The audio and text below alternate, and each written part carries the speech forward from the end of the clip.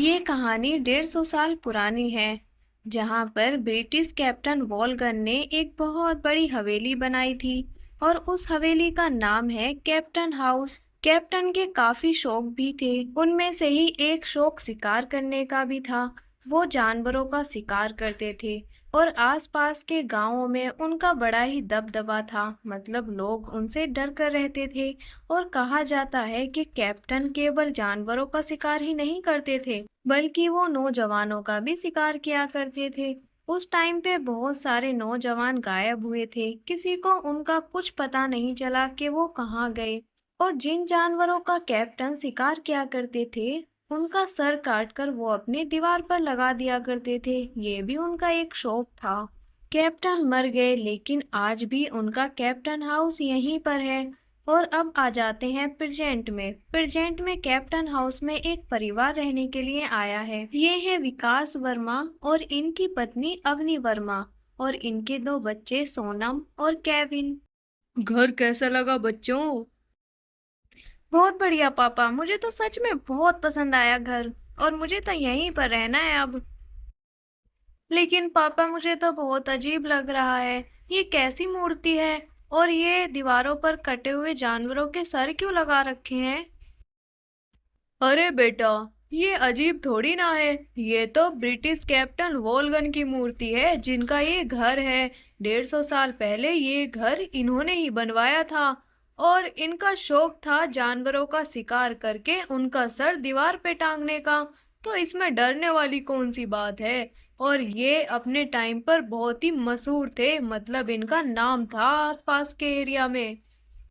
और बहुत घमंडी भी। भला अपनी मूर्ति कौन बनवाता है? अरे बच्चों, घर तो तुम्हें बहुत पसंद ही आया होगा और घर तुमने देख भी लिया है। हमें आते आते काफी टाइम हो गया है, इसलिए अब रात होने वाली है और तुम जल्दी ही इस घर के माहौल में ढल जाओगे और यहाँ के आसपास के माहौल को भी समझ जाओगे। केविन, मुझे सच में यहाँ डर लग रहा है। और तुम्हें भी तो अजीब सा लग रहा होगा ना? भला कौन जानवरों की सर काट के दीवारों पे टांगता है? मुझे सच में यहाँ अच्छा सा नहीं लग रहा। तुम उस स्टैचू से डर गई हो ना? अरे वो तो कैप्टन की स्टैचू है, और वो स्टैचू से बाहर निकल के थोड़ी ना आ जाएगा। तुम भी कहाँ कितनी डरपोक हो, मैंने तो सोचा भी नहीं था कि सोनम तुम इतनी डरपोक निकलोगी। चलो अब चुपचाप सो जाओ। केविन, अपनी बकवास बंद करो। तुम मेरी बात क्यों नहीं समझ रहे हो? और नहीं समझ रहे हो तो चुपचाप रहो। तुम अपनी बकवास मुझे मत सुनाओ। सोनम के दिमाग से कैप्टन का स्टैचू निकल ही नहीं पा रहा था। वो अजीब अजीब सोच रही थी और वो अजीब भी फील कर रही थी, जैसे कि इस घर में उसके मम्मी पापा और केबिन के अलावा कोई और भी है। दोनों बहन भाई सो जाते हैं, लेकिन आधी रात को अचानक से सोनम की आंखें खुलती हैं और उसे अजीब सी आवाज आ रही थी। केविन उठो ना, देखो ना बाहर कोई है, मुझे डर लग रहा है। केविन उठो ना, केविन केविन। अरे यार, मुझे सोने दो। पापा या मम्मी होंगे, जाकर बाहर देख लो। मुझे सोने दो, बहुत नींद आ रही है। पापा, मम्मी, आप कहाँ हो? आप जाग रहे हो क्या?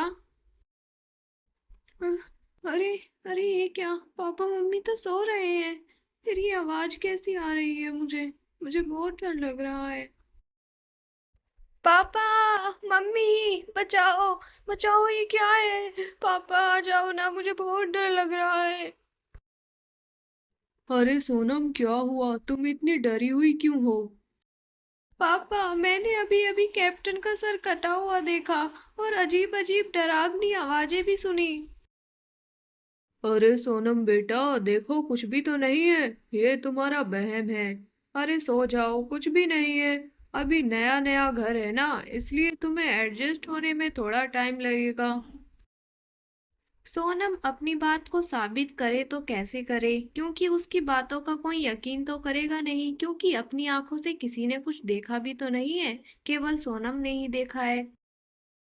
इसलिए सोनम अपने बेडरूम में जाकर लेट जाती है, लेकिन वो फिर भी डरी हुई है। काफी टाइम बाद उसको नींद आ ही जाती है। ऐसे ही कुछ दिन बीत जाते हैं और सोनम को रोज रात को अजीब सी आवाजें आती हैं और वही कैप्टन का अजीब सा सर दिखाई देता है। और जैसे जैसे दिन बीतते जा रहे हैं सोनम को कैप्टन दिन में भी दिखाई देने लगा है। और इधर उधर कहीं भी वो कैप्टन दिख जाता है सोनम को, लेकिन वो करे भी तो क्या करे, कोई भी उसकी बातों पर यकीन तो करता नहीं है। फिर कुछ दिन बाद कैप्टन हाउस में केविन का दोस्त आता है इन लोगों से मिलने के लिए और ये सारे लोग बैठकर बातें करते हैं। रात को बेडरूम में सोनम, केविन और केविन का दोस्त लेट जाते हैं और आपस में बातें करते हैं, लेकिन अचानक फिर से अजीब सी आवाजें आने लगती हैं और इस बार तो केविन के दोस्त को भी वो आवाजें सुनाई दे रही थी। अरे ये तुम्हारे घर में कैसी आवाजें आ रही हैं? अरे राहुल, तुम्हें भी ऐसी आवाजें आ रही हैं? देखो ना, मेरी तो कोई सुनता ही नहीं है।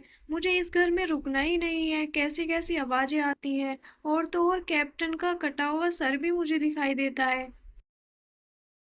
अरे अरे, तुम दोनों तो पागल ही हो गए हो। पहले तो सोनम पागल थी, लेकिन मुझे लगता है कि मेरा दोस्त भी पागल ही है। मैं भी तो रोज इसी घर में रहता हूँ, मुझे तो कोई आवाज नहीं सुनाई देती। पता नहीं तुम दोनों के कान बज रहे हैं या फिर मेरे ही कान बहरे हो गए हैं। पहले तो सोनम ही बहकी बहकी बातें करती थी, लेकिन राहुल अब तुम भी ऐसी बहकी बहकी बातें कर रहे हो। मुझे तो कोई आवाज सुनाई नहीं दे रही। रात को हम देखते हैं कि केविन और सोनम तो सो रहे हैं, लेकिन राहुल बेडरूम में है ही नहीं। अचानक से फिर से सोनम की आंखें खुलती हैं और वो देखती है कि राहुल तो बेडरूम में है ही नहीं। और उसे डरावनी आवाजें भी आ रही थी, इसलिए सोनम उठकर बाहर आती है। अरे राहुल, तुम यहाँ क्या कर रहे हो? मुझे तो डर लग रहा है, फिर से ऐसी आवाजें आ रही हैं। क्या तुम भी ऐसी आवाजें सुन पा रहे हो क्या? राहुल कुछ बोल पाता इससे पहले कि उनके सामने एक अजीब सी परछाई आकर खड़ी हो जाती है और दोनों को ऐसा लगता है जैसे कि वो उन्हें मार डालेगी। ये दोनों बहुत ज्यादा डर कर चिल्लाने लगते हैं और यहाँ पर विकास, अवनी और केविन आ जाते हैं। अरे बच्चों, तुम इतनी रात में यहाँ क्या कर रहे हो और तुम चिल्ला क्यों रहे हो? तुमने क्या देख लिया ऐसा? अंकल, सोनम ठीक कह रही थी। ऐसा सच में है जैसा वो रोज फील करती है। मैंने भी यहाँ पे देखा। अंकल प्लीज यहाँ पर एक पल भी मत रुकिए, वरना सबकी जान को खतरा है। ठीक है बच्चों, मेरे बच्चों की खुशी में ही मेरी खुशी है। कल सुबह होते ही हम यहाँ से चलेंगे। सुबह को ये सारे लोग तैयार होकर बाहर आ जाते हैं और जाने ही लगते हैं, लेकिन अचानक से देखते हैं कि राहुल तो दिख ही नहीं रहा है। विकास सोनम से कहते हैं कि बेटा, हमें देर हो रही है, जल्दी से राहुल को बुला कर लाओ और बाहर का गेट बंद करके आना। सोनम जैसे ही घर के हॉल में जाती है तो बहुत ज्यादा डर कर चिल्लाने लगती है, क्योंकि राहुल मरा हुआ जमीन पर पड़ा है। अरे बेटा जल्दी चलो, अब हम यहाँ पर एक पल भी नहीं रुकेंगे। मैं अगर सोनम की बात पहले ही मान लेता तो राहुल आज हमारे बीच हंसता खेलता होता।